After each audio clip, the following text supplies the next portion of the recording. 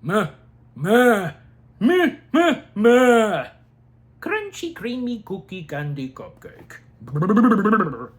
Okay, everybody, let's take it from the top. Hey, guys, what's going on? It's Eli, back with another review video, and continuing on, of course, with me reviewing some of my all-time favorite films. That's right, guys. You read the title, you know what I'm reviewing next. As was clearly teased in the last review video, how could you not have guessed, like, what I was describing? Oh, you knew. Of course you knew. Just like, yeah. Yeah. This being one of my top favorite animated films and such from the early 2010s, I'm sure the same would go for some of you.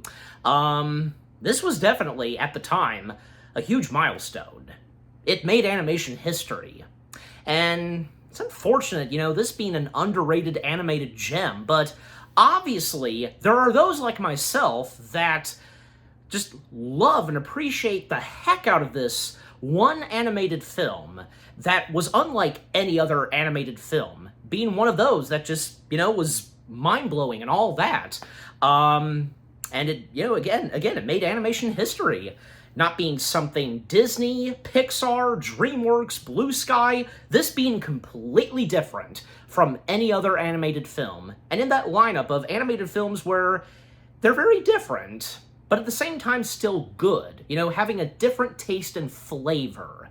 And in the realm of animation, yeah, with what this one animated film that Gore Verbinski, those at Paramount, the cast members, and whom voices the main title character himself, and those whom were responsible for bringing this animated film to life, one of the top best, movie studio visual effects houses to bring this animated film entirely to life, them animating it themselves. This being an animated film that's set in the Western, and with what this one computer animated Western film is like, just unlike anything else. Yes, guys, that's right. I am now finally reviewing, from 2011, Paramount, ILM, and Gore Verbinski's Rango. Yes, 2011's Rango. This one film back then that made animation history, like I said. Yeah. What's there not to love about Rango? Well, first off, because, yeah, I remember, and I'm sure the same would go for a good majority of you, when this film first came out, when seeing the trailers, the promos, and the teasers, everything, and seeing them on TV and all that, and when this movie was coming out, yeah, very interesting, and whom voices the title character himself, the lizard, the main protagonist, the hero of this picture, of this animated Western picture, which of course being Johnny Depp.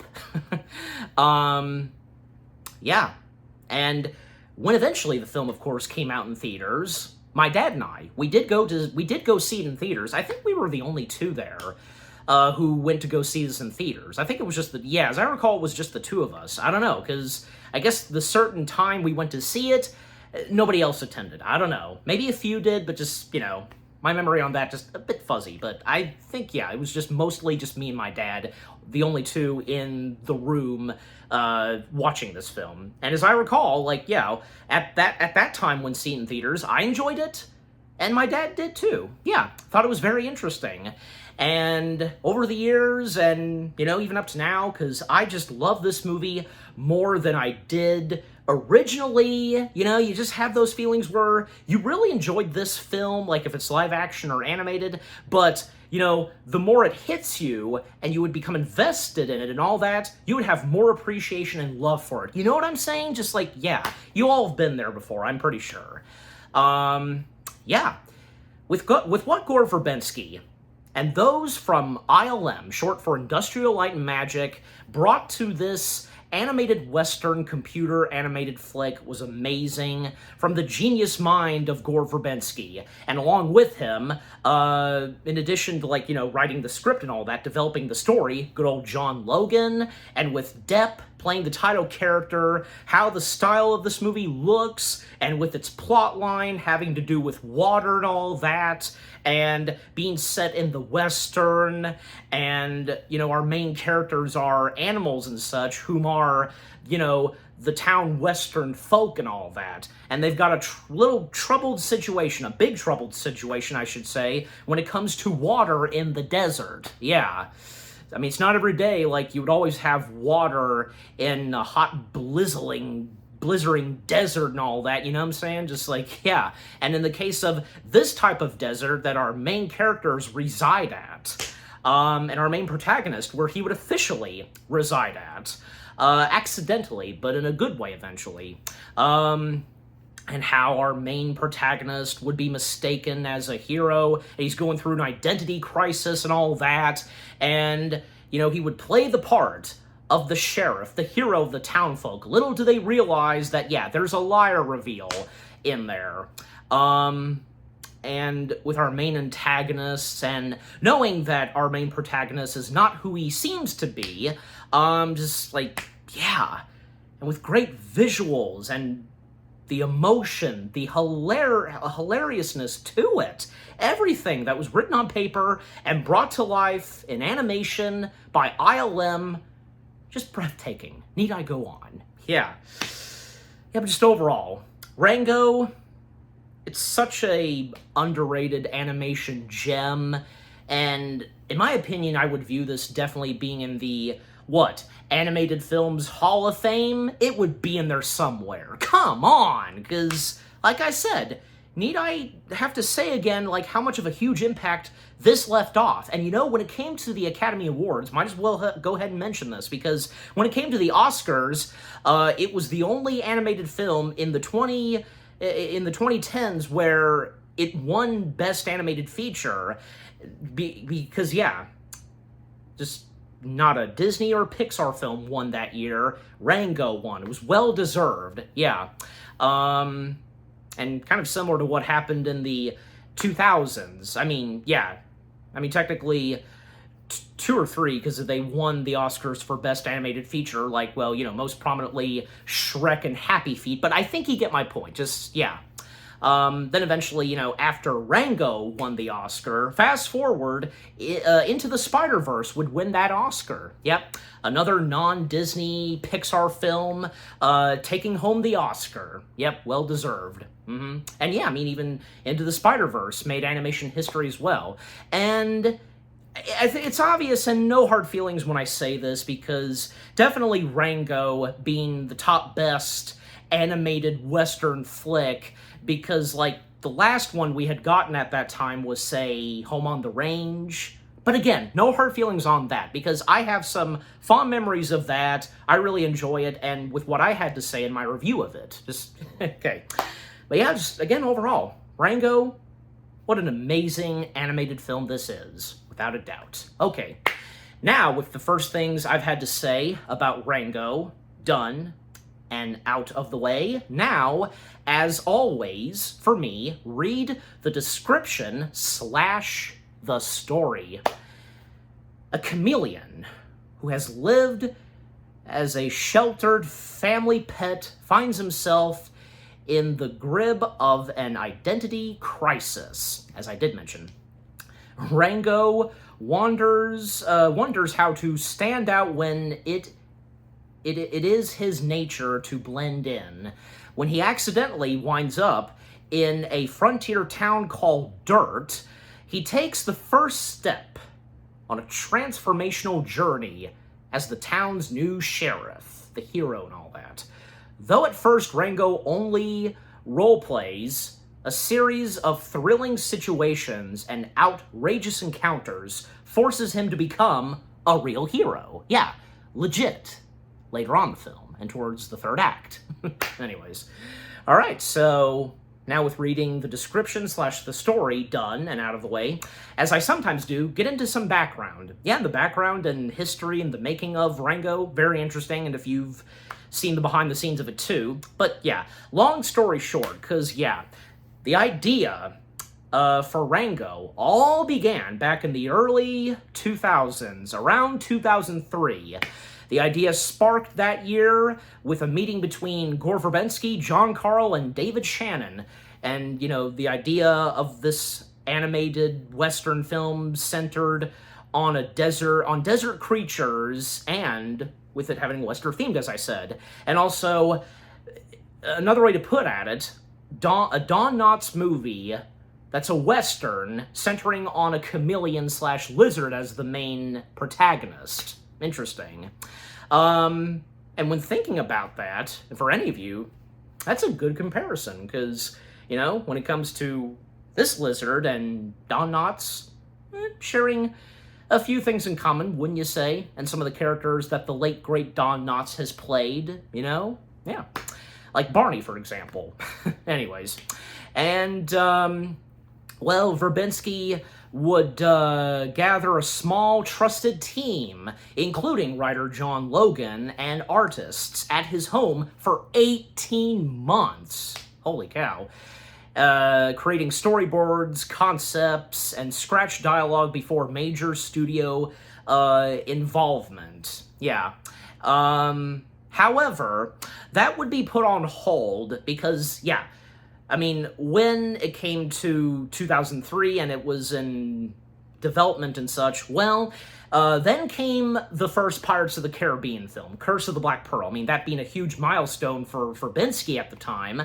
But then would come, say, the next two pirate films. So, because he would be tied up with the next two installments in the Pirates of the Caribbean franchise, he basically told his crew that, okay, I'm going to work on these two films, then I'll be back, yeah. But also he had done The Weatherman as well, in between the first Pirates film and the next two pirate films. So, yeah.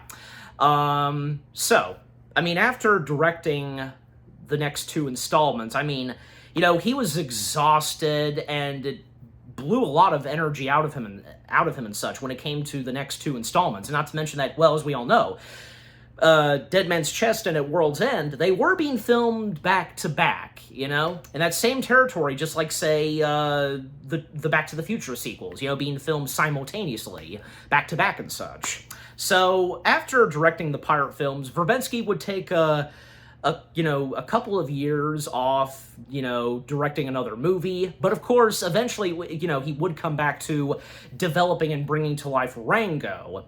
And, even Johnny Depp, whom had worked with Verbinski previously in the Pirates of the Caribbean films, he would join early, and of course would voice the main lead protagonist, the chameleon himself.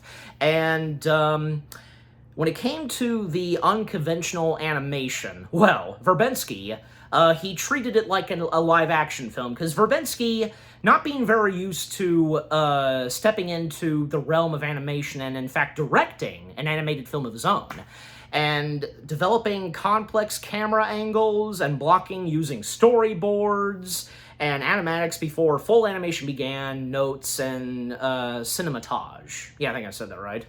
And the performance-driven. The process focused on heavily on the character performance and using improv and scratch dialogue to build realistic expressive animation for those at Industrial Light and Magic, or ILM for short. Yep.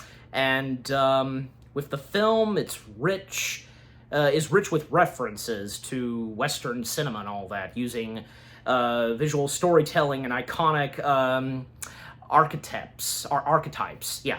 And, best example, like the owls as Greek chorus, yeah. Those guys, as I'll talk more about them later on. And with the themes of identity and heroism. Also, emotional capture. That's an interesting thing, because, with the term emotional capture, because, if you stayed for the end credits, you'll realize that it is credited. It's more of like, they basically explain that it's like a joke or something like that, because with what they specifically said, because, with emotional capture, it was Verbinski's unique method of filming the actors, including Johnny Depp, together on a real set, because when it came to them performing as their characters, they legitimately did it on set. And and with them just in get-ups and, like, hats and all that, dialogue and physical acting, and as reference for the animators, of course. So, like, they didn't have to wear any, like, suits or anything like that with balls attached to them and so on, you know? And capturing the authentic interactions and expression to bring CG characters to life with greater humanity and grit. Rightfully so, yeah. And unlike the traditional motion capture, as we all know. Now, not to mention that, you know, Johnny Depp was only available for a handful of days. I will put that in text just in case, yeah. Anyways, and also, like, to mention more about John Logan, because what got him interested in being a part of this animated film, I mean, at first he just couldn't see himself do an animated film because he's more serious and such with the movies that he's written. I mean, yeah, because some of the best-known works he's done has been, like, say, Gladiator, Star Trek Nemesis, Martin Scorsese's The Aviator, and that same year when Rango came out, Logan also worked on the script for Scorsese's Hugo, yeah. And a lot of other great projects that Logan had been involved in, writing the scripts and such. However, Logan was involved in animation before. He had done the script for DreamWorks' 2D animated film Sinbad. Yeah, that was him. So he had done something in the realm of animation before, but unlike this specifically, yeah. And with the mentioning of Don Knotts and such, and with what this film was going after, and with the mentioning of Don Knotts, that's what, in 20 seconds, according to Logan, just got him interested right away, like, I gotta do this project. And rightfully so he did, yep. Again, helping out Verbinski with writing the script and story, and not to mention that Logan was responsible with the whole identity crisis. That was all Logan's, with the identity crisis thing. That's good to see. But, yeah, and like I said, like, you know, what would come afterwards for Rango? Well, again, when it came to the Oscars, Verbinski would win the Oscar for Best Animated Feature, and, yeah, rightfully so, deserved it. Okay. Alright, so, I think that's it. Yeah, I'm good with what I had to say about background. So with background and all that talked about and out of the way, let us now dive in / break down Rango itself. Okay. Well, of course we start off with our main owl chorus starting us off. And fun fact, the opening scene with the logo showing and the owls stepping in, that was apparently the last thing that ILM animated. And you know what? I almost forgot to mention one more thing very quickly, because, you know, ILM was, at one point, before Rango stepped in and existed, ILM was at one point going to work on a animated film. They were going to animate something entirely, which was supposed to be a computer-animated film of Frankenstein, a remake of the 1931 Frankenstein, but unfortunately, that got scrapped altogether, and only a sample of test footage has surfaced online. And I'm sure most of you would be aware of this, but yeah, that's true. All right, but let's get back on point, because I've just now started. With our main chorus, the owls stepping in, mariachi band and such, and with the logo showing, the letter O is fired at, just like, yeah. And our main owl, whom is playing the accordion, basically explaining us that we are about to listen to a story about the greatest Western hero and all that, and telling us to relax and have your popcorn and such, yeah. So, we are, of course, introduced to our main character, the title character himself, Rango. Although that's not his name he goes by, because he doesn't even know who his name is. Again, the whole identity crisis thing.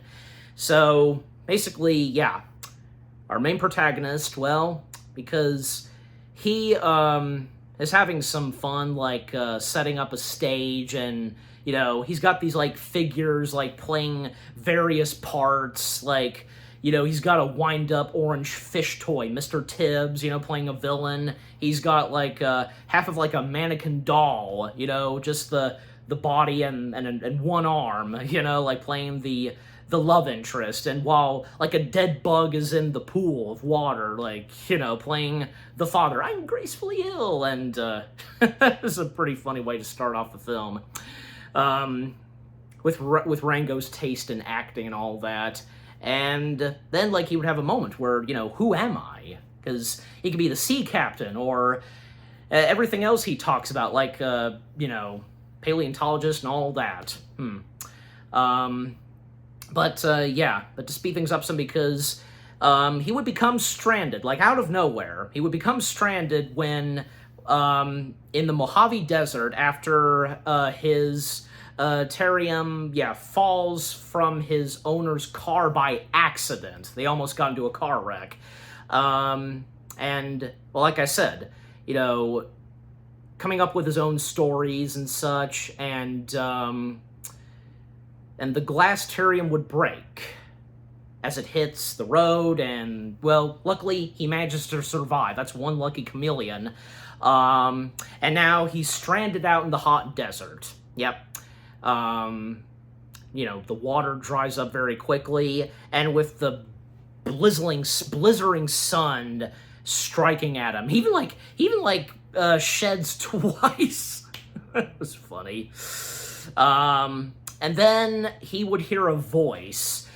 He would meet this armadillo named Roadkill, yeah. And he literally got split in half and such because of that, traffic thing that happened. And apparently that was him. He was responsible by that.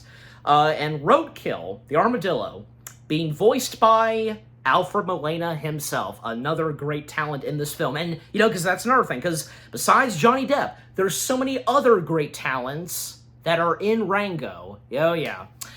And yeah, Roadkill being this 9-banded armadillo hermit, and whom is seeking the spirit of the West. And Rango would realize that, because, that his owner's car severed on the highway because of him, as I just said.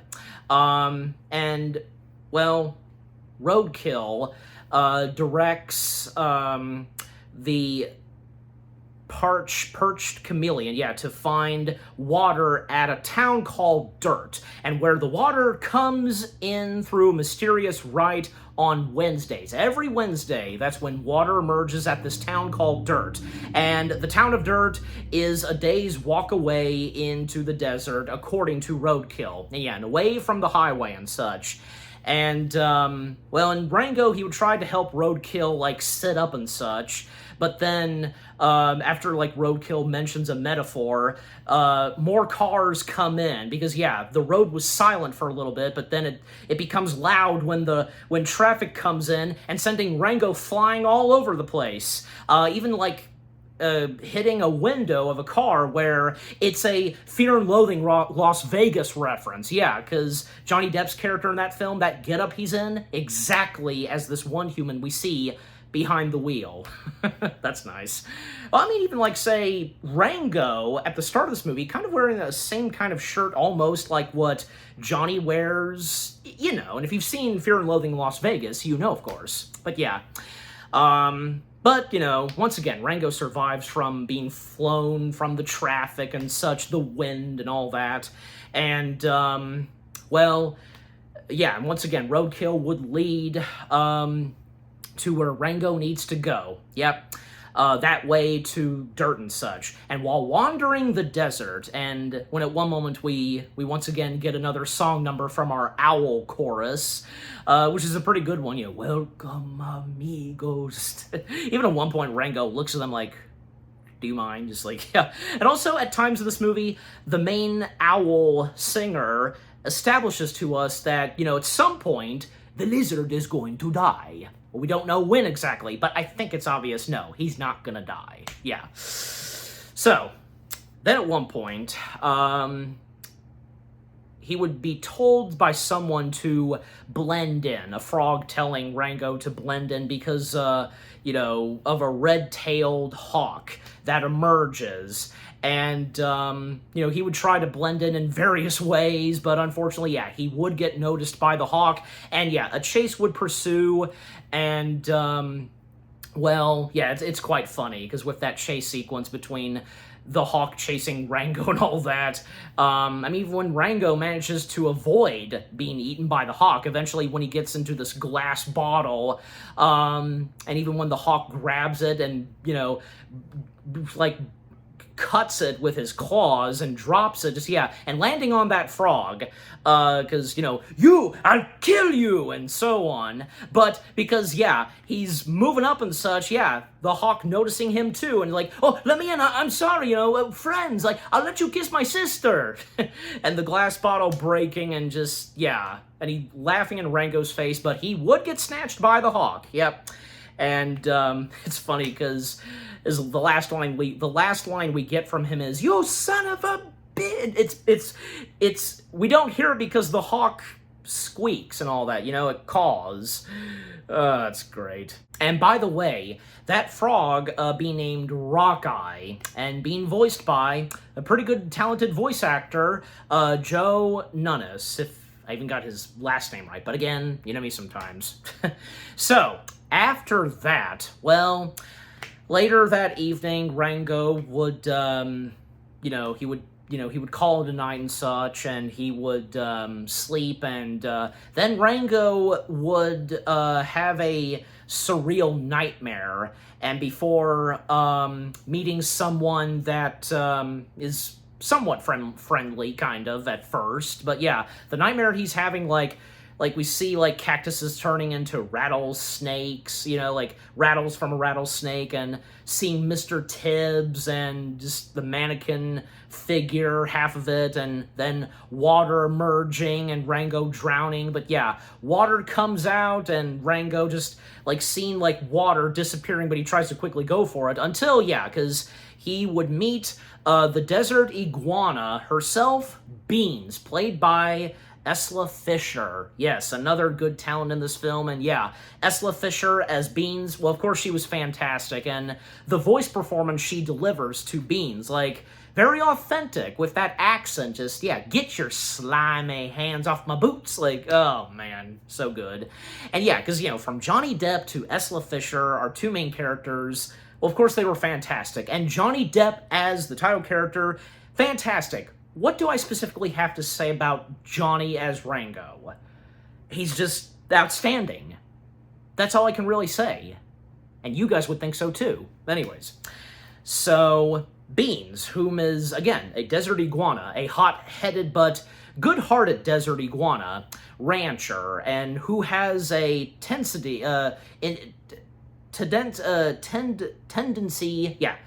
to freeze when nervous or stress hits her. Yeah. Also, because, yeah, I mean, she's trying to save her farm and ranch, all that, or else she might lose it if there's not enough water, and is very frantically trying to collect some water and such. And also with the mentioning of her daddy at times, and, you know, she's riding this wagon, and the various jars, one of them specifically that Rango goes for, is, you know, ashes. What, her father's ashes? No. Because according to Beans, he liked to smoke. Yeah. And when she then would begin to stress out and all that, that's when, you know, she would freeze. And Rango's confused, like, what's going on here? Yeah, we don't know at first. And then he would get up close to her and put his hand around her. But then when she snaps out of it, the look on Rango's face changes, because he was kind of like smiling, but then, oh yeah. And just, you know, what are you doing? What are you doing? Like, you froze. And according to Beans, it's a defense mechanism, and a lot of lizards have it, according to her. And, well, Beans, she did at first, became suspicious with Rango, and, you know, because with the water gushing out and, you know, of a pipe inside that Rango stayed in, you know, Beans, did perplex about why the water would gush out in the middle of nowhere, out of nowhere in the middle of the desert. And when there's a severe drought going around in those parts of the desert, you know what I'm saying, partner? And she first feels that Rango had some part to play in, And, well, I mean, you know, Rango explaining, like, what part is he in and all that, well, explaining, like, a musical and all that, and that's when, like, she has a look like, you know, you ain't from around here, are you? Yeah, she gets the idea that, okay, this chameleon is in no way part of what she thought at first. Yeah. Like I said, Beans, being a rancher's daughter, and she would take Rango to dirt, but not that very close to dirt. Yeah. Merrimack, yeah, Mr. Merrimack, whom resides in dirt, he runs the local water bank. And when we come to him, well, he claims that the bank is out of water. He explains this to Beans, and the vault containing a single water bottle. Yeah, of the kind used in human water, basically. You know, and how, like, let's talk about dirt for a moment, because, yeah, the way dirt looks, the town and such, and obviously that this being the animals doing, you know, they handmade the town, various parts and pieces, you know, from items, you know, like bottles or containers, whatever, to resemble this and that. Oh, just so creative.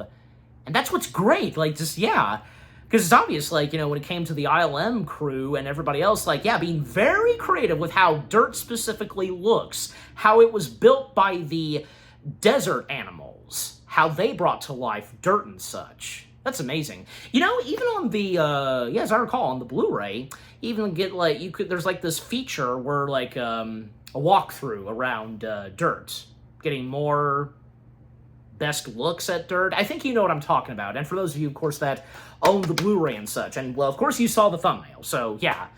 I just had to go at it with the thumbnail. Of course! Yeah, I had the full get-up and all that, just like, yeah. And for this occasion. Anyways. But, just overall, dirt's design and all that in Rango, oh, just amazing. Very creative, and that's all there is. All the above. Yeah.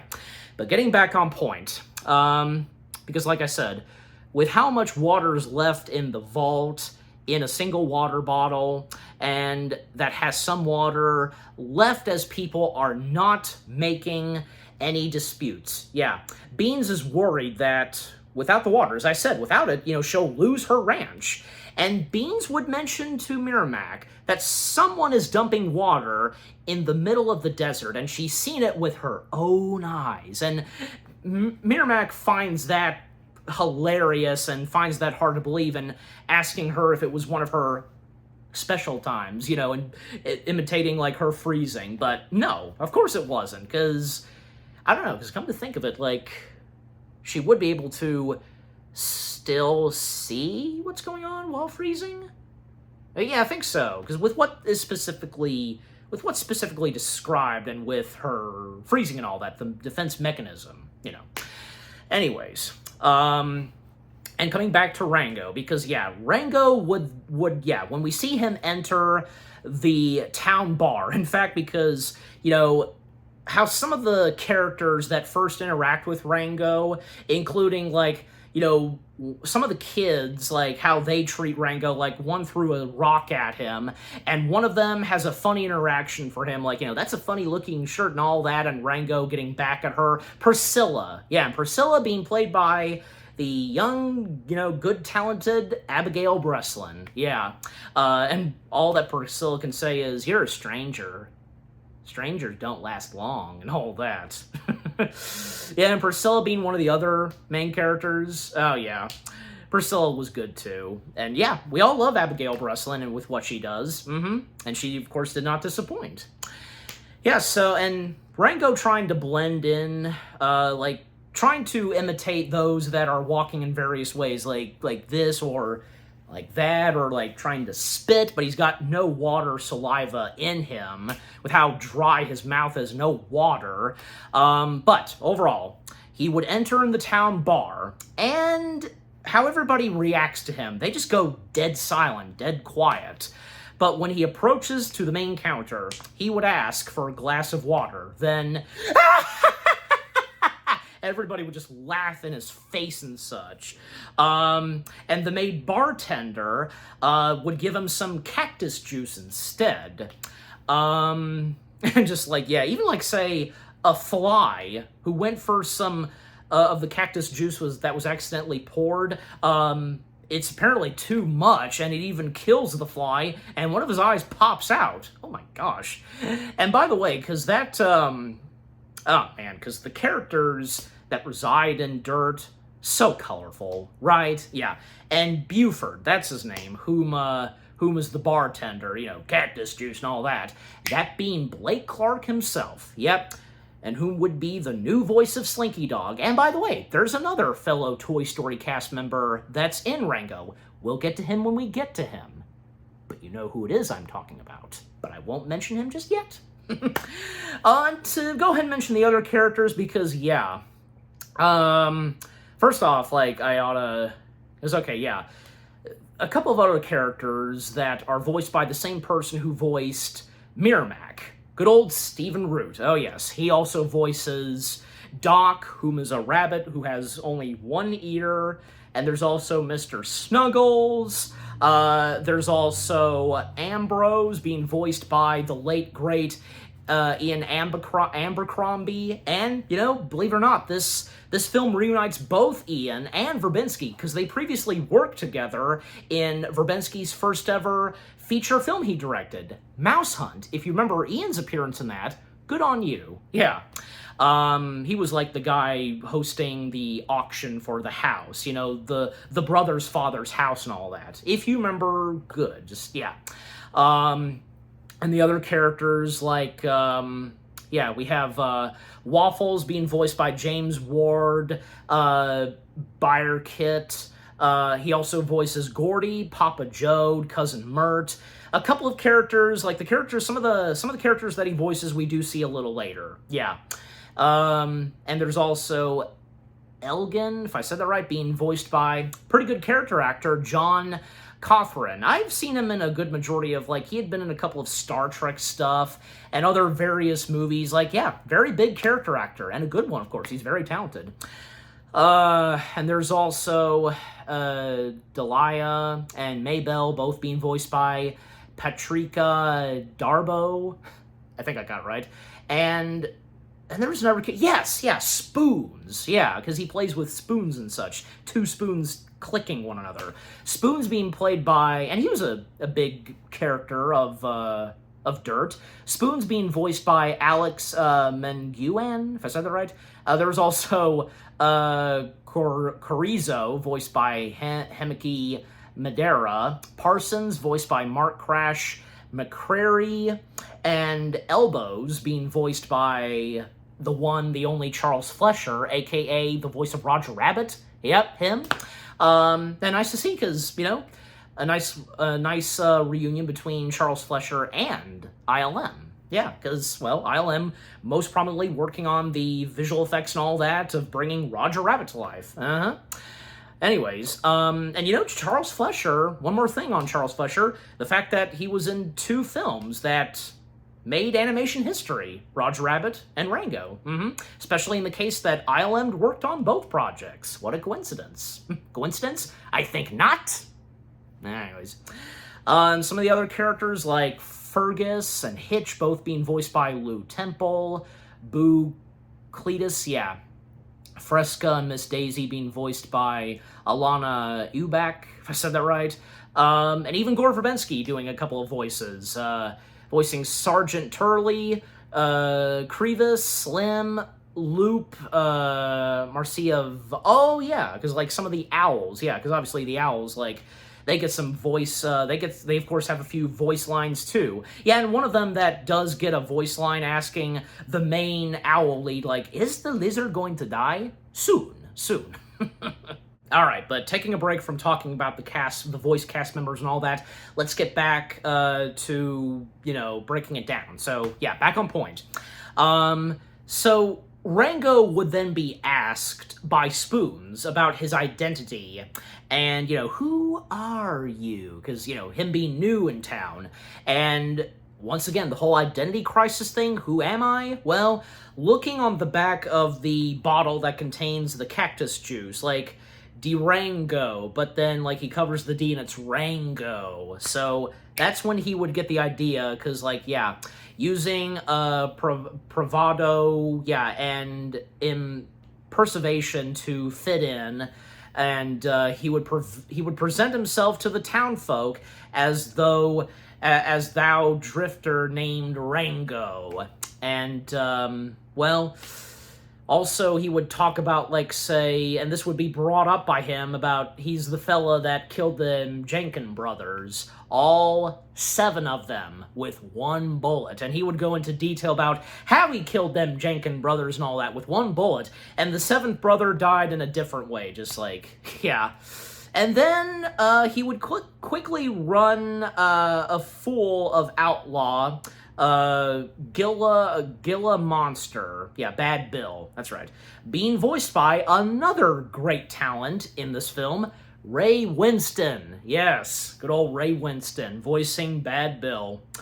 When coming in and such, and after him and his boys, they were messing around with one dirt town member, they would turn their attention, Bad Bill would most prominently turn his attention to the new stranger in town, Rango, and, well, it would get out of hand, and when, like, say, Rango, he took a cigar, ate it, then took some of that, you know, cactus juice, drank it, but he burped and flames came out of his mouth and engulfing Bad Bill's face, burning him, and Bad Bill would challenge him to a duel after what Rango accidentally did. Nothing intentional, of course, but of course Bad Bill didn't take it that very well.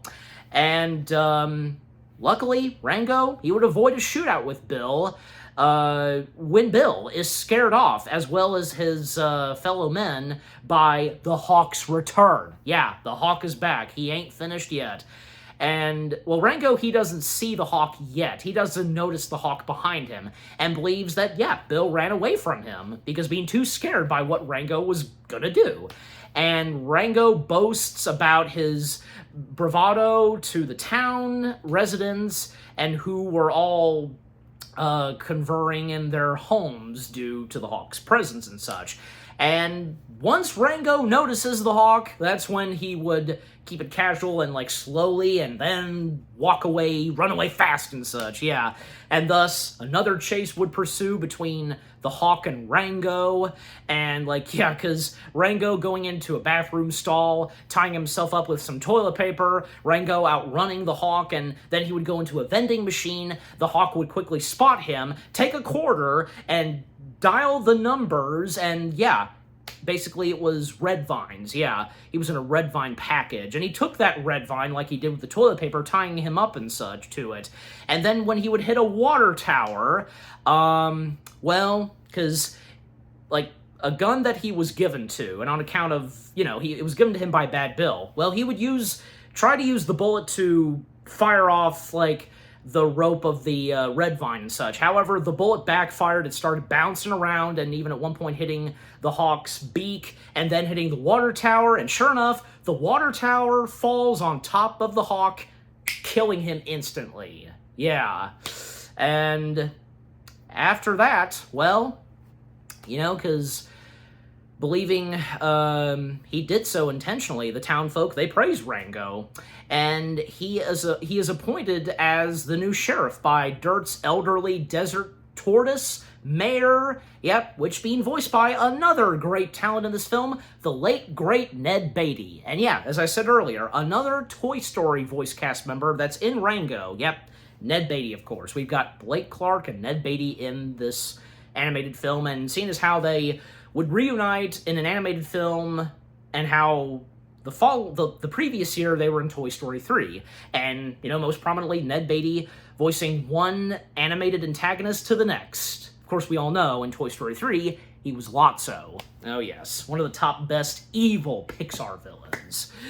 But anyways, so yeah, I mean, the interactions between Rango and the mayor, you know, because talking about, like, water and the people believing in him, according to the tortoise, and even the tortoise offering Rango some water, and it's a very rare water that he retrieved and such, yeah, with what he says. I mean, Rango, he tried to go for more water, but he accidentally broke the bottle, so...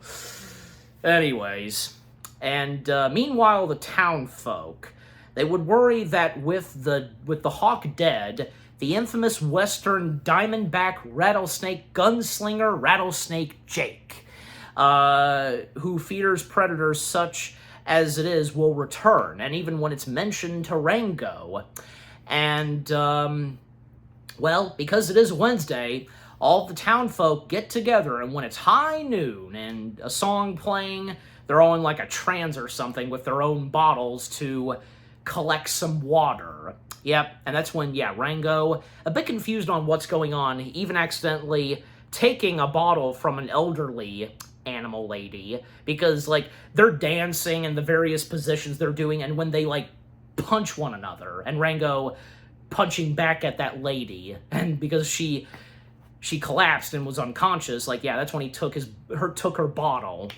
And because Rango is new and is now the sheriff, well, he should be the first to get a sample of water. Yep, and when they turn the wheel and such, they plug it in, like they put it in such in place, and they turn it.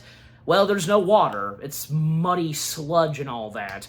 And, well, they panic, and they think it's witchery and such, but the mayor assuring them that there's nothing to panic and all that, but Beans, because she's kind of had it up to here with the mayor, and it didn't go so well when at one point her and Mirmac went to the mayor's office to negotiate and talk about the whole water thing in her ranch, but they got nothing out of him. They got nothing out of the mayor. Well, after discovering Dirt's water reverses, and stored in the town bank inside a water cooler bottle, which was accidentally slipped by Beans. She accidentally slipped that out.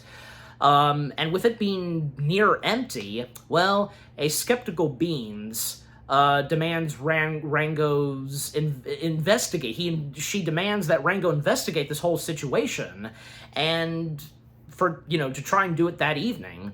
And Rango, eventually, if I even said that right, assists a trio of bank robbers. And once Rango's in full getup, he's got like a sombrero or something, you know, that kind of like Mexican hat, you know, like little like balls hanging down, that kind of hat. Well, yeah, these trio of bank robbers, they emerge out of the middle of the ground and, you know, dead center of the town, being led by a mole named Balthazar, if I even said that right. Yeah. Being voiced by another great talent, the late, great Harry Dean Stanton. Yeah, we know him best from, like, say, Alien and his appearance in the movie he would be in a year after Rango, the first Avengers film, when he would have that funny interaction with Bruce Banner, and amongst other great things that Harry Dean Stanton has done, right? We all love the guy. Just, yeah. Well, Rango mistaking them for prospectors. They kind of look like prospectors, but they're really not. And, you know, them posing as prospectors and all that. Well, they would discover bank manager Mirmac. Because point being is that with... I was almost about to mention what happens with Mirmac, but not yet, because Rango, because he accidentally helps the prospectors, like, they're posing as prospectors on, you know, the water and the bank and all that, and it would be stolen. And... well, I mean, that's when Rango would gather up some of the Dirt townsfolk to ride and investigate this whole situation and try and find the water that was stolen. And even when, even Rango, because, I mean, he doesn't know which way to go. Spoon's asking Rango at one point, like, which way do we go? He has no idea where to go. But that's when they would go back to town, and they would have someone be their guide and such to lead the way to where they need to specifically go. And that being a crow by the name of Wounded Bird. That's literally his name. And Wounded Bird being voiced by another good talent, Gil Birmingham. Yeah, I got it right. So, Wounded Bird would be their guide and knowing which way to go and such. Just, yeah. And where they need to go specifically is underground, and where, yeah, in the vault where the water was stolen. So they would go down that hole, and even Beans, she tags along. And Priscilla was this close to tagging along, but Rango establishing that someone has to stay and keep an eye on everyone in town. And, well, Priscilla's got it from here, because she whips out 2 revolvers. Like, good on Priscilla. She's a tough cookie. Anyways, and Priscilla asking Rango if, they'll come back with the water. Count on it, little sister. Yeah.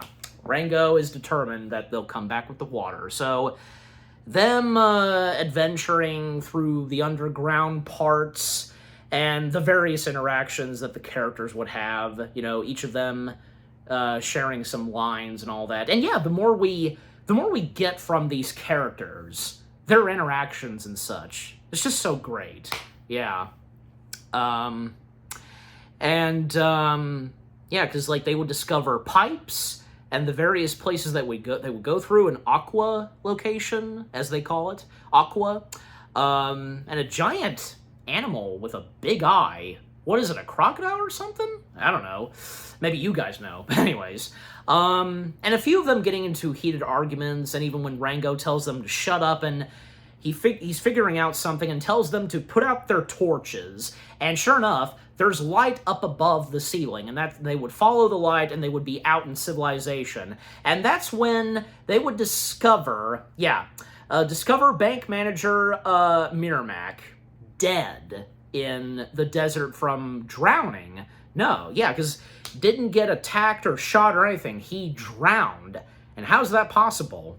Rango, he noticed some wet sand and finding it very interesting. 'Cause, that's interesting. Yeah, he would say that a couple of times. And, coincidentally, because Johnny Depp's saying those same words in the first Pirates of the Caribbean film twice, So, yeah, very odd and such, because with the wet dirt and sand, what's that all about? Well, we don't know yet, but of course we're going to find out very later on, of course. Yeah. Okay, but to still speed things up some, because then they would settle in for the night, and campfire and all that. And this was brought up earlier. Of course I can't forget to mention this, because, yeah, Roadkill, the armadillo, was the first to bring this up, because him trying to get to the other side to get to the one who awaits for him, the Spirit of the West. And with what's described about the Spirit of the West, having golden guardians, an alabaster chariot, and, Rango having to explain his fellow members, like, his team and such, about the Spirit of the West. And also writing so many graffitis with the stick that's making the fire and all that. And all the various things that he drew are references to other pop culture things like Jurassic Park and Star Wars, and yeah, even Alien was in there too somewhere. Yeah, but that was a pretty funny scene right there. Also with the mentioning of Rattlesnake, Jake, and Rango basically explaining that Jake is his brother, and, explaining like how, because his and Jake's mother, it's just amusing. And showing his scar when he was bitten by Jake, but it's his belly button. Like, yeah, it's very funny. And Spoons and everybody else would, say a prayer to the Spirit of the West and thanking for, bringing Rango into their lives and all that. And yeah, by this point, because they've all come to really admire and appreciate and follow Rango. That's great to see, but still, little do they know. Yeah. But then there's a pretty nice moment.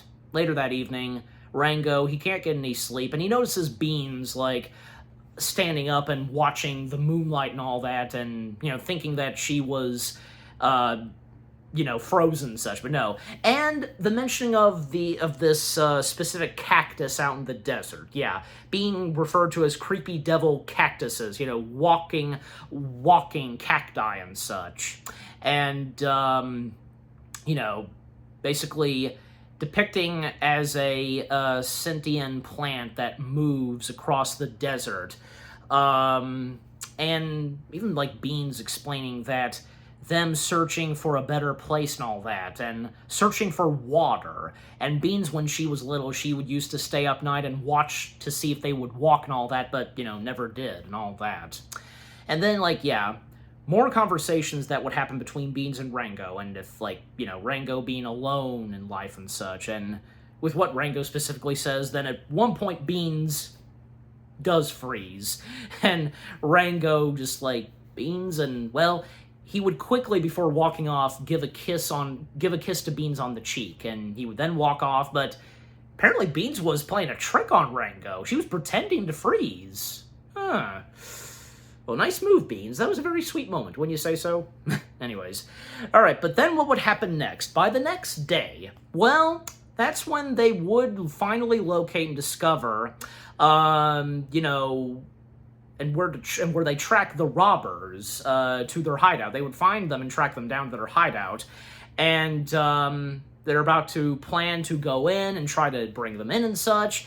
But Rango, because he has an idea, like they'll put on a play to distract them until the moment occurs. And Rango borrowing Beans' dress, and they perform a play and such. And that's when they would go in to whip out their guns on them and, you know, reach for the sky. One of them says, reach for the sky, and that's the moment where they do so. And meanwhile, Spoons is up top of a cliff to give the signal and such, but it's too late. Also on account that, apparently, according to the mole himself, Balthazara, like, there's more family members than just them. Like, they start to emerge out of the ground. And Spoon's too late giving the signal, just letting out some smoke and then firing his gun. And when he shoots off his gun, a wild boar that is driving a wagon that has the bottle of water, the tube of water and such, it's scared and it runs off. And that's when, yeah, run, says Rango. And the chase would pursue, Riders of Valkyrie playing, and Blue Danube playing, just like, yeah, the music that's playing, and all various things happening during this chase. Crazy, but fun at the same time. So energetic.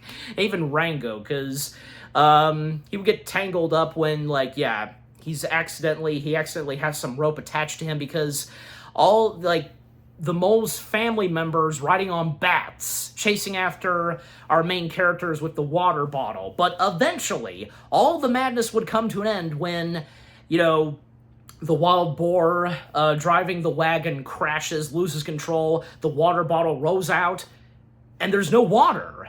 There's no water in the bottle. What's that about? Even Balthazar, like, commenting, like, you know, what the hell have we been fighting for? And by the way, because, yeah, like, a little majority of some swearing in this film, just, mainly just hell and damn, and even nowadays, hell and damn's, like, what, not a big deal?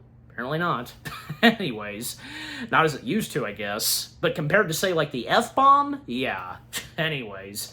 But back on point, because apparently one of Balthazar's family members, like, they didn't get a chance to rob the bank, because one of them got a different bottle and all that, so they're apparently innocent, but they are still taken in. The mole himself and two or three others, they are brought into town. And yeah, they come in with sad looks, and they were riding on roadrunners, and fortunately, there was no water with what they were looking for. And, well, at one point, Rango, he would then go to confront the mayor about his buying of land around dirt and such, and whom denies any wrongdoing, and would show Rango that he is building a modern city with purchased land, and the mayor would reveal himself to be responsible for Miramax's death, and even Rango figured that out. And, you know, the way the mayor establishes what he's building, it's the future, because one day soon, all of this will be gone, you know, the town, the gunslinger, and all that, everything of that will be in the past, and all that, yeah, fade into myth and so on, and with where the mayor's taking this to the next level and such, you know, And yeah, just it would get a little bit out of hand because when like yeah, Rango does mention like about Merrimack and such, and you know, careful, Mr. Rango, you seem to forget you're just one slimy little lizard, and you seem to forget I'm the law of these parts and all that. By the way, they're playing a game of roly-poly, like what, golf or something, but it's roly-polies. I don't know. I mean, it's their game, and with what they use for balls, you know what I'm saying? And well. Then, the mayor, whom, yeah, like, he's working alongside with Bad Bill. Bad Bill is working for the mayor. The mayor would tell Bad Bill and the others to summon Rattlesnake Jake, to bring him in, and he would come in later that day and such, and just, yeah. And later on, because as the sun is setting, because it's still not looking good, and even when Beans mentions about, you know, the chance still that she's going to lose her ranch, all that. But Rango, of course, is going to do whatever it takes. And even when an angry mob steps in, they want to have their own hand on those that still being believed to have stolen the water from the bank, you know, the mole and the others. But Rango assuring them that, you know, because while he's in charge, everything will be good, and as long as that sign that says sheriff is still standing, there's always hope and all that, with what he specifically says in a speech he delivers. However, that sheriff sign would be shot. Yeah, various bullets firing on the sheriff sign, and sure enough, Rattlesnake Jake finally steps in. Yeah, seeing Rattlesnake Jake in his CG rattlesnake glory, you know what I'm saying? It's like so well animated. Again, need I go on about the beautiful animation that ILM brought into Rango? Just, yeah, all of the above. That's all I can really say. And Rattlesnake Jake being voiced by another great talent in this film, and whom reunites with Verbinski and Johnny Depp, and seeing as how, you know, all three had previously worked on the pirate films, Bill Nighy himself, a.k.a. Davy Jones, voicing Rattlesnake Jake. Oh, yes. And Rattlesnake Jake, well, obviously he was informed by the mayor about all those stories that Rango said, and the mentioning of him. And even, like, say, Rango did bring this up, that he is immune to Rattlesnake Jake's venom, you know, and drinking it and such. And yeah, because Rattlesnake Jake, you know, hello, brother, thirsty, like having a glass cup and his tooth hitting it, and just like, oh, jeez. And Rattlesnake Jake confronting him, and like, you know, I hear you killed those Jenkins brothers and all that with one bullet, and just like, basically, this is where Rattle Jake exposes Rango to whom he really is. He's no hero. He made up those stories. We have our liar reveal. And, you know, because when it comes to the liar reveal in these animated films, yeah, but sometimes they can be good, and they can be done in a good way. And I think in the case of Rango, it was pretty well executed. That's just my opinion. I'm sure you would think so too. But getting back on point, because yeah, Rango, yeah, because he would admit that everything was made up. He ain't from the West. He made up those stories. Yep, he's not who he seemed to be to everybody. And man, just more great, you know, lines we get from Rattlesnake Jake, and threatening Rango that if he ever steps foot back in town, you know, if I ever see you again, I'll take your soul straight down to hell. Just like, and seeing the behind-the-scenes footage of Bill Nighy circling around Johnny, and that frown face that Johnny has, almost as if like if it was like Davy Jones and Jack Sparrow. You get what I'm saying? Just like, oh, that's so great. But anyways, and yeah, because once again, like in the pirate films, great chemistry between Johnny and Bill Nighy, from pirates to cowboys. Like, that's amazing. Like, yeah. And well, you know, Rango departing from dirt, everybody having mixed reactions and feelings towards him, and Beans, all she can say to Rango is, who are you? That look that Rango has, just like, yeah, understandable. And yeah, this is where things go downhill. And later on, and as nighttime approaches, oh man, because even the Owl Mariachi, they even didn't continue playing their music. One of them even puts their violin, yeah, in a case. Man, that hits hard, you know, because...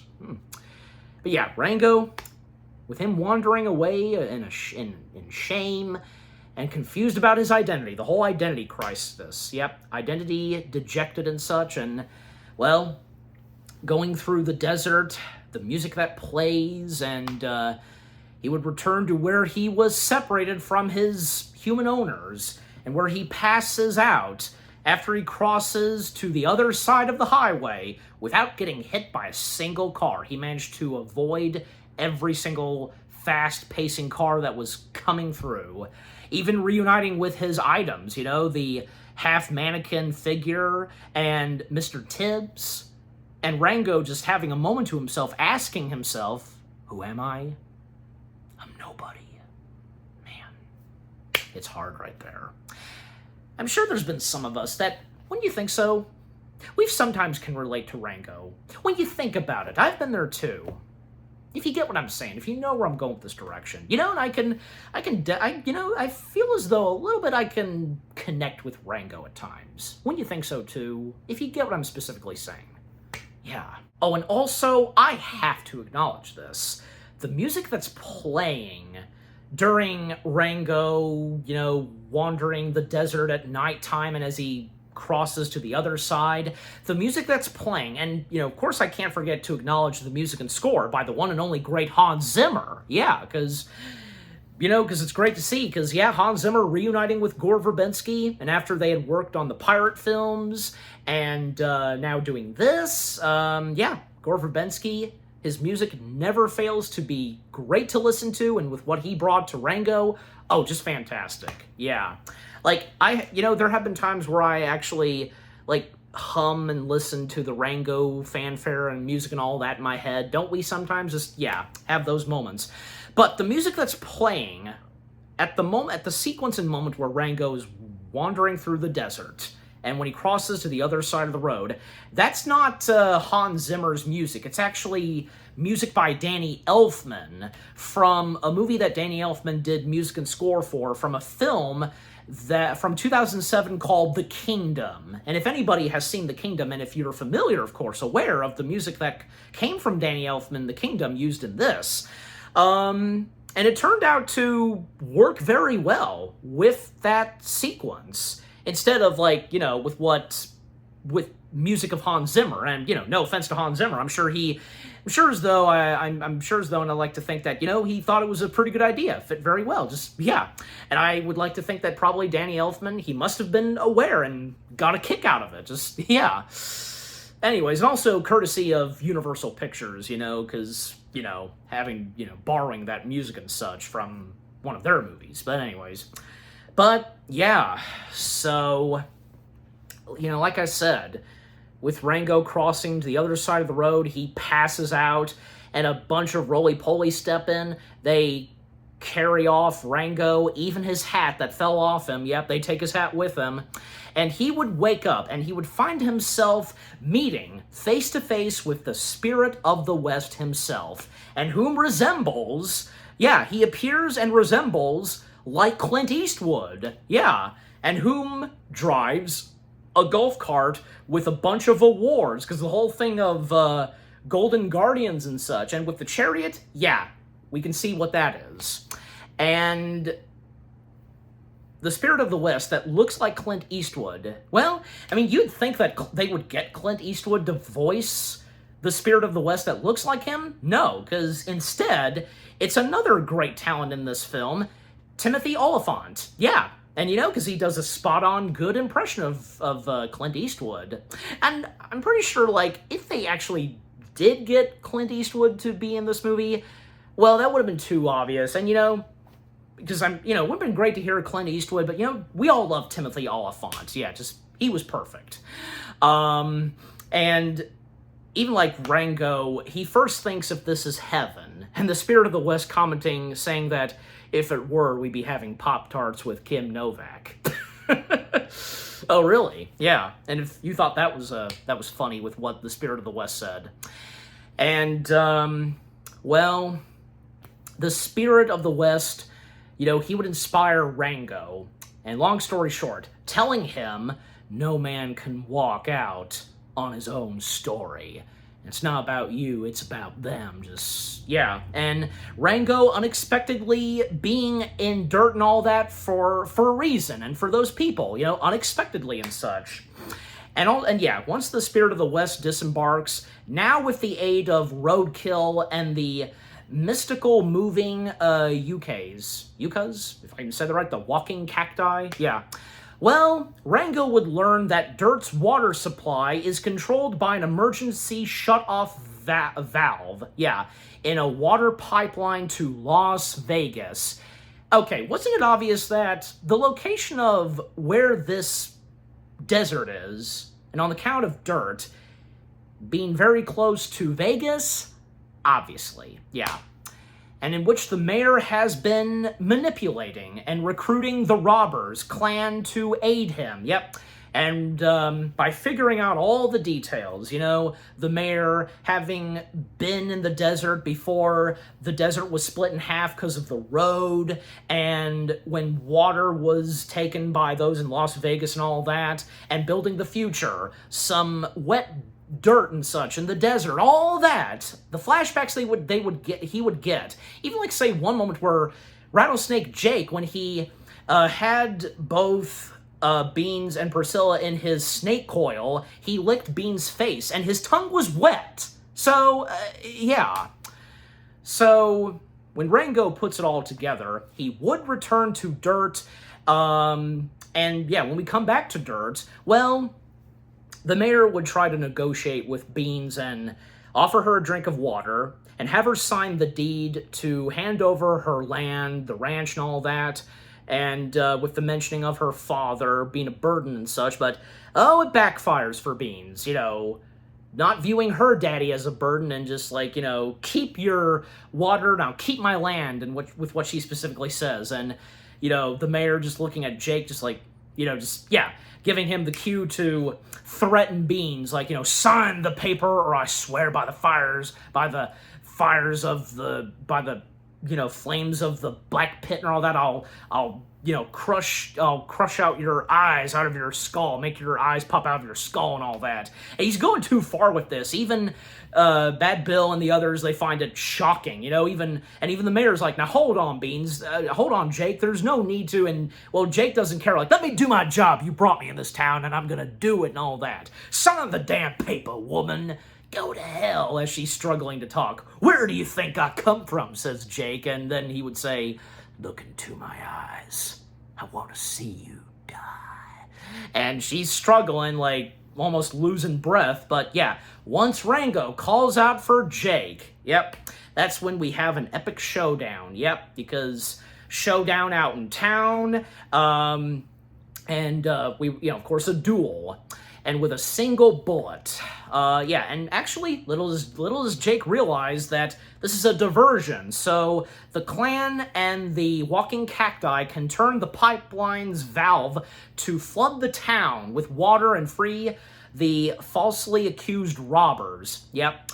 Because, yeah, before he would make his way back to Dirt, he negotiated with the mole's family members and all that, which worked out pretty well. This time, Rango has courage. Damn good courage. He's now being brave and all that. Good for him. And, well, because, yeah, with how close Rango is wanting Jake to get, and where, yeah, this wood is below him, yeah, well, managing to get in some more, and, yep, you know, thirsty brothers, says Jake, and, yep, the water would shoot out at the right moment.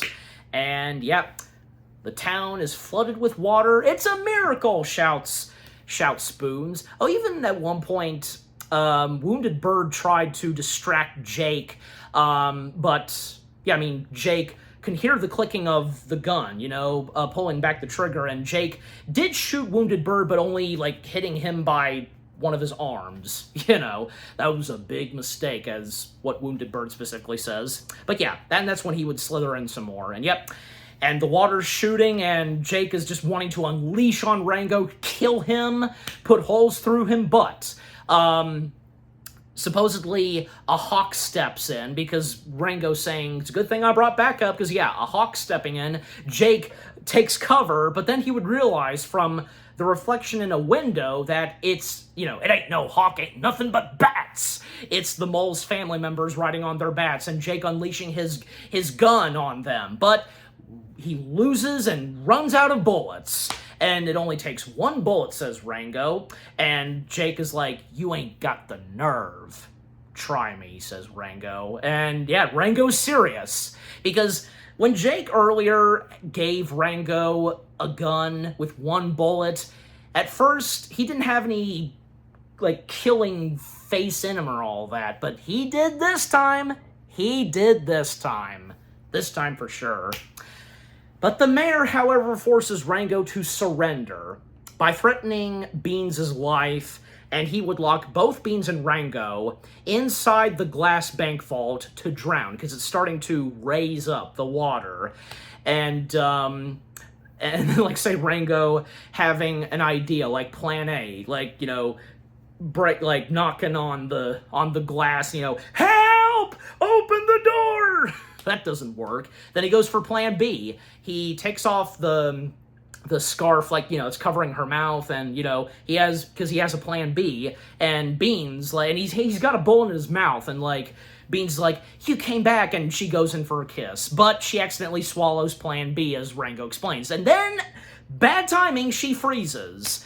But while that's going on, the mayor then tries to shoot Jake with Rango's gun, and believing that Jake is still part of the Old West that the mayor wants to destroy along with the rest of the town. Put it all aside, being legends and myths and all that. Yeah. Even one of Bad Bill's guys pointing out that they've got hats, you know, being very fancy looking, you know, modernize themselves, you know. And yeah, with it only taking one bullet, and even saying to Jake that pretty soon no one will believe that you existed. Well, when he pulls the trigger, no bullet comes out. Because, yeah, luckily Rango managed to take out that one bullet out of his gun. Yep, and with the mayor being shocked to discover that with the gun empty, well, Rango, he would manage to, you know, he gives Beans the Heimlich and all that, and the bullet comes out of her mouth, hitting the glass. Starts to break, and the waters unleash. It sends everyone flying and out of the bank building, and well, yeah, freeing Rango and Beans, of course, and well, the mayor trying to negotiate with Rango, like, maybe we could work things out. No, not this time, no, because you're done for. And, well, you know, you're gonna have to take it up with him, says Rango. Take it up with Jake, that is. And impressed, because Jake, he notices the one bullet on the ground that Rango took out of the gun, being very impressed, you know, one bullet. Jake would tip his hat to Rango, you know, as thanks for saving his life, and as Jake says it best, I tip my hat to you. One legend to another. Then he turns his attention to the mayor. Now, what was that you said? Pretty soon, no one will believe that you even existed. And, well, that's when he would wrap the mayor around his coils and drag him into the desert to take revenge for double-crossing him. Just, yeah, the mayor just, you know, wailing, no! Just, yeah, he's done for. Sayonara, mayor. It was kind of fun knowing you just while it lasted, you know what I'm saying? Just like, yeah, he's done for. And great to see that Jake has somewhat been redeemed. Now has, you know, has a lot of appreciation for Rango and all that. That's great to see. Yeah, and if they would ever cross paths again, maybe team up for once, I don't know. But, yeah. So, after that, the citizens of Dirt, they celebrate the return of the water and recognize Rango as their hero. Yep. And even, like, yeah, the last bit of interactions we get from, like, say, Priscilla, Rango, and all that, and yeah, them celebrating. But we're not done just yet. Well, technically, the movie ends there, because when the water is flooding around and all that, and the last we get from the owls, yeah, in the theatrical version, because, yeah, of course I have to talk about the extended cut, you know, the extended ending to this movie, yeah, because, the film continues with how much is left, everybody's still having a great time, with the water and such, and, well, Rango about to ride off into the sunset, Beans packed up some stuff he needs and all that, and the last bit more dialogue we get from the various characters, from Priscilla and all that, and, just Rango riding off into the sunset, and with what Priscilla specifically describes on what's going on, and, Rango, going into this speech from a Roadrunner, that, he's riding on Roadrunner and such, and even, getting one more moment with Roadkill and the walking cacti, and, once Rango is finished with his speech, the Roadrunner causes him to fall off, and, all that Rango can say, the last thing he says is, okay, let's take it from the top, and then, boom, the end credits start. Oh, there's that kick butt music that plays, on guitar. Fantastic. Oh, yeah. And a song that we get from Los Lobos. Yep. The theme song to Rango. Rango, Rango, Rango, Rango. Ugh. So great. Yeah. Yeah. And that's our computer animated Western flick. Yeah. Yeah. Rango again. What an underrated, animated masterpiece / gem it is. Being computer animated, being set in the wild, wild west. Everything about it from beginning to end is so fantastic. The storyline, great cast of talents from Johnny Depp, Esla Fisher, Alfred Molina, Ned Beatty, Abigail Breslin, Bill Nighy, Stephen Root, Ian Abercrombie, Timothy Oliphant, Harry Dean Stanton, Gil Birmingham, Blake Clark, John Cothran, everybody else that was involved. Also, I forgot to mention her, Angela, if I got her name, because she was a fox that helped with Rango getting his wardrobe and such, because, that scene where he's getting tailored and all that is quite funny, Even when he was this close to shooting a kid who wanted his autograph, that was funny, too.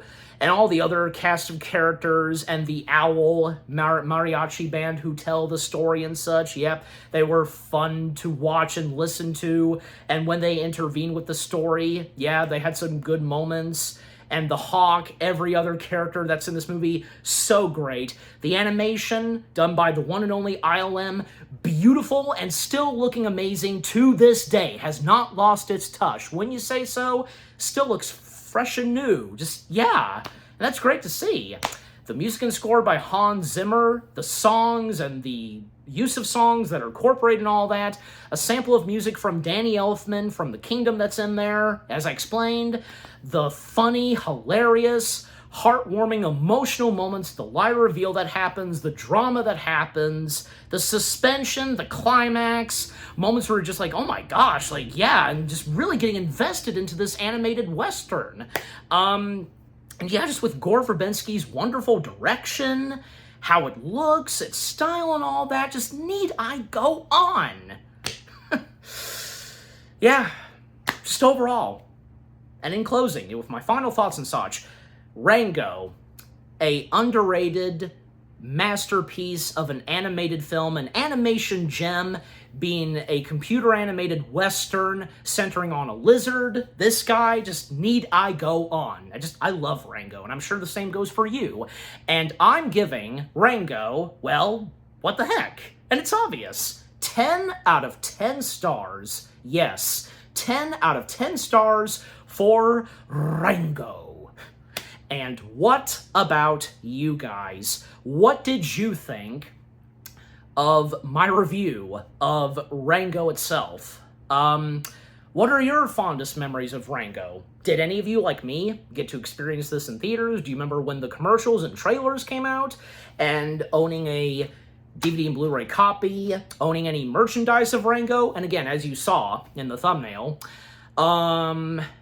and if Rango would be one of your top favorite animated films, one of your top favorite Gore Verbinski films, favorite films to have Johnny Depp and everybody else that was involved, from Esla Fisher, Bill Nighy, Charles Fleischer, Alfred Molina, the list goes on, Abigail Breslin, favorite moments, favorite lines, get some good laughs, chuckles, feeling the heart and emotion in this, getting into the suspension, just like, whoa, just like, yeah. And if this would also be one of your top favorite animated films set in the Western, you know, maybe right next to, say, Home on the Range, I don't know, but, you know. And if this is also one of your top favorite animated films from Nickelodeon, because I can't forget to mention Nickelodeon, of course, yeah. Nickelodeon, of course, because this is a Nickelodeon original animated film. You know, both Nickelodeon, Gore Verbinski, ILM, and Paramount all combined. It's crazy, but awesome at the same time, yep. And I remember, like, you know, remember at that time when you had some characters singing Nick, Nick, Nick, Nick, Nick, Nick, Nick, you had the Owl Band singing Nickelodeon. That was amazing, if anybody had seen that, so there's that. And also, if you owned a DVD copy where it was one of those where it was a DVD pack, you know, it had Rango and a couple of other Nickelodeon movies. Like, yeah, if you had that too, with having Rango on DVD, just, you get my point. Just, need I go on? And if you love the behind the scenes and the making of Rango 2, you've watched that, just like, again, I could just go on, just like, yeah. But again, overall, what do you think of Rango itself, with what all I've had to say, my review, and yeah, what did you think of my review of Rango? Leave comments and give this review video a like, as always. And so, guys, thank you very much for watching. I hope you guys enjoyed my review of Rango. More review videos are coming your way. They're going to be awesome. Keep looking forward, and I will see you guys in the next video / review. And, well, stay tuned because, yeah, of course, continuing on with reviewing some of my all-time favorite films, well, around the same time when Rango came out, because I mentioned Universal, one of Universal's films that came out that same year, and coincidentally, the same month when Rango came out, it came out just a little later that same month. And let's just say, this one film of Universal Pictures has to do with a funny, swearing alien that hangs out with Simon Pegg and Nick Frost on a road trip and such. I think you guys probably know what I'm talking about. Oh yes, yeah. Again, stay tuned for that. Take care, and peace out. Rango.